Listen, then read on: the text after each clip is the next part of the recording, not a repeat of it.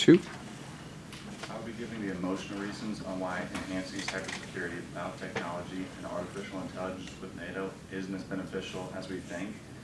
In terms of protecting our country, yes, it is. But the main drawbacks of this claim, though, are the cost, the time, and the controversy. I'll be arguing against the given claim and explain why we should not increase our security with NATO and the consequences that may come with it. I will first talk about how cost is a huge factor in this argument. Right now, a good majority of our federal tax money already goes into our cyber defense. This leaves the rest to be distributed to 10 other categories, one of those categories being education. As of right now, education only receives a small portion of funds, so imagine if we put more money into our education, or more money into our defenses. Increasing it by the smallest amount will leave your future educators of your children with very little funding, robbing my future children of the education they deserve by making a decision that is unreasonable, irresponsible, and immoral.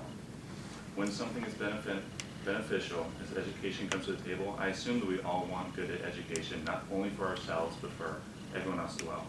So increasing our defenses that we do not need to will cause the money needed for education to decrease.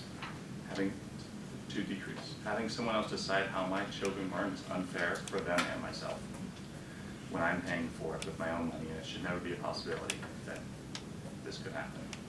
The second drawback I mentioned was time.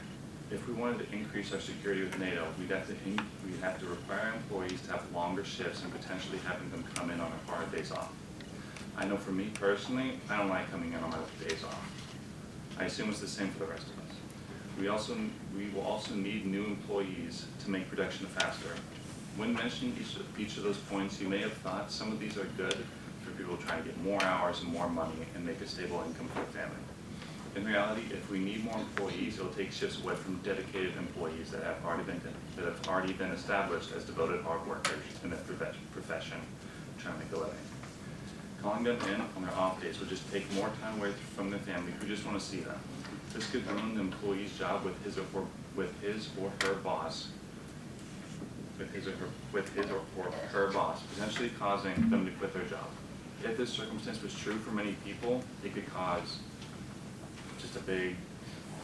just a lot of people quitting, and then that means we have to replace all those skilled workers in those given positions. And I know personally, I don't really know anyone that could work for NATO. It might be different, but they are pretty rare because I don't know them. Do you know Sowards? Do you know any NATO workers? You would know better than any of us.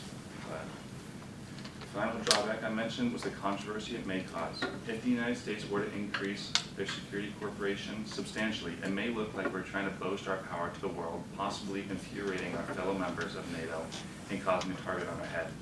This would be a bad look for us because we are unintentionally making other countries jealous of us, possibly causing hurt feelings. Putting our country at risk for something that we already ranked highest in is kind of redundant. What we should be doing instead of that is helping our fellow members of NATO to make all of us look better. Make all of us look better and have a healthy relationship together, so it's easier to get things done.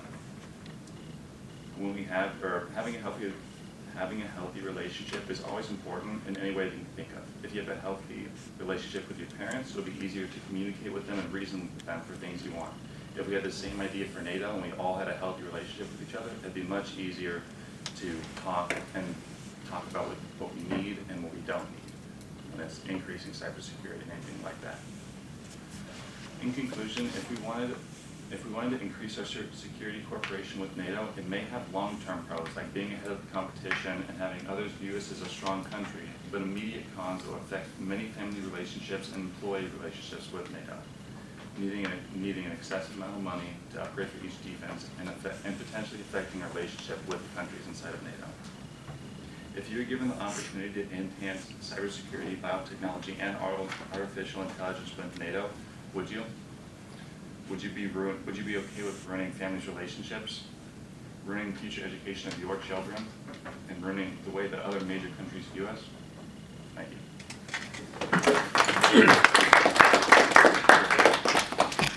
4